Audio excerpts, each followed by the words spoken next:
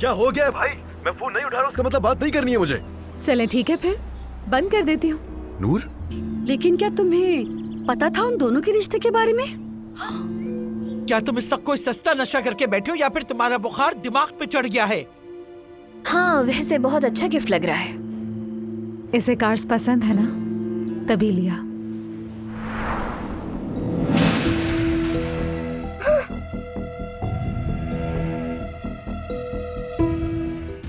ये जो तुम घटियापन कर रहे हो ना, इसके बावजूद भी अगर घर में हो तो इसकी वजह से दुआएं दो, इससे दुआएं। हाँ, फोन का कमर्शियल है तो अच्छा ही होगा। अभी तो तुमने मजाक में कहा, लेकिन बाद में तुम शावर जेल का भी कर लोगी बहुत जल्दी। İçinde neden kaçtın masalımda, sen hep kolay yolu seçe muhabbet bedua बन गई है